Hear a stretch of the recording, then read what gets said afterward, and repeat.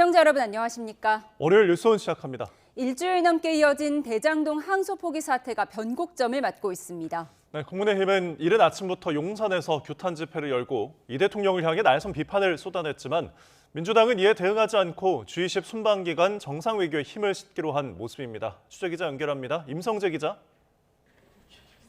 네, 국회입니다. 네, 먼저 민주당 분위기 전해주시죠. 네, 강경 메시지를 일단 감추고 로키에 돌입한 상황입니다. 민주당 투톱 정청래 대표와 김병기 원내대표는 오늘 아침 G20 정상회의 참석차 출국한 이 대통령을 서울공항에서 배웅했습니다. 경주 에이펙 정상회의에 이어 또 한 차례 굵직한 정상외교에 나서는 이 대통령을 당 지도부가 나서 적극 뒷받침하는 모습인데요. 이 배웅 뒤 국회에서 열린 당 최고위원 회의에서도 이 한미 관세 안보 협상 결과를 다시금 추켜 세우며 이번 7박 10일 순방 성과도 기대했습니다. 정청래 대표의 발언 들어보겠습니다. 외교 지평을 넓히고 있습니다. 참 자랑스럽습니다. 이번 일정도 성공적으로 마무리되길 바라며 민주당도 든든히 뒷받침하겠다는 말씀을 드립니다. 지도부의 이 같은 모습은 이 대통령의 순방을 부각하며 이 정쟁이 자칫 외교 성과를 가리는 걸 차단하기 위한 선제 조치로 보입니다. 앞서 유엔 총회 때 조희대 대법원장 청문회가 열렸고 이 에이펙 때는 재판중지법 논란 등으로 이 대통령 성과가 묻혔다는 분석이 나왔는데 이를 반복하지 않겠다는 겁니다. 동시에 대장동 항소 포기 사태에 일일이 대응하는 게 정무적으로 유리한 건지 숨고르기에 나섰다는 해석도 있습니다. 박지원 의원은 SNS를 통해 대장동 문제를 당이 자꾸 설명하면 반대급부로 국민의힘의 논리가 확대된다며 근거 없는 딴지 걸기에 말려들지 말자고 촉구했습니다. 실제 박수현 수석 대변인은 기자들과 만나 국민의힘이 자꾸 항소 포기로 7,800억 원이 날아갔다고 주장하는데 이는 국민을 속이는 호도에 불과하다며 최소한의 대응에 나섰습니다.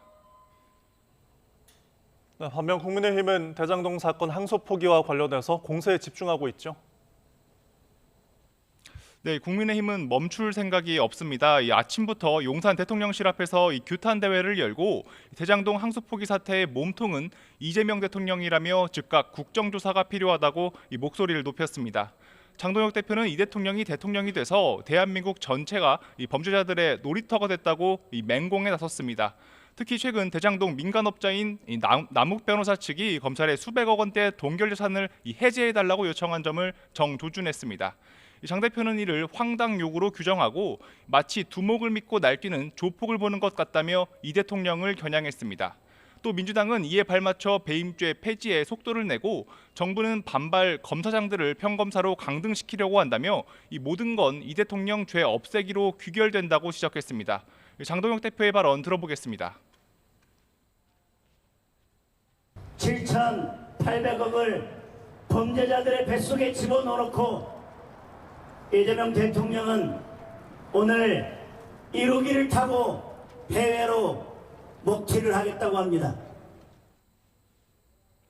국민의힘은 이번 주 내내 이 같은 장외투쟁 카드를 이어간다는 방침인데요. 이와 함께 공직자들의 비상계엄 관여 의혹을 조사하기 위한 이른바 헌법 존중 TF를 불법 사찰로 규정하는 공세도 병행하고 있습니다. 장 대표는 이어진 최고위 회의에서 이 대통령이 공직사회를 네 편 내 편으로 가르기 위해 휴대폰까지 뒤지겠다고 나선 거라고 비판했습니다. 네, 결국 대장동 사건 항소 포기와 관련한 이 사태 전반을 규명할 국정조사로 시선이 쏠리고 있죠. 네, 여야는 물밑에서 국정조사 방식 등을 조율하는 것으로 알려졌습니다. 내일 국회 운영위원회 전체 회의 뒤 양당 원내 지도부가 다시 한번 직접 만나 접전 모색에 나설 거로 전망되는데요. 현재 민주당은 국회 법사위 차원에서 국정조사를 열어야 한다고 주장하고 국민의힘은 별도 특별위원회를 꾸리자는 입장입니다.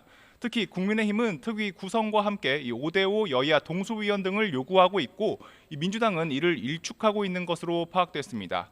민주당은 단독 추진 이전에 최대한 합의 처리에 최선을 다하겠다는 입장이지만 뚜렷한 결과물을 낙관할 수는 없는 분위기입니다. 오늘부터 또 이 국회에선 728조 원 규모 내년도 예산안에 대한 세부 심의를 시작했습니다. 증액과 감액을 하는 절차인데요. 이 한미 관세 안보 협상 후속 조치로 편성한 1조 9천억 원 규모의 대미 투자 지원 정책, 금융 패키지 등을 놓고 치열한 여야 기싸움이 벌어지고 있습니다. 지금까지 국회에서 YTN 임성재입니다.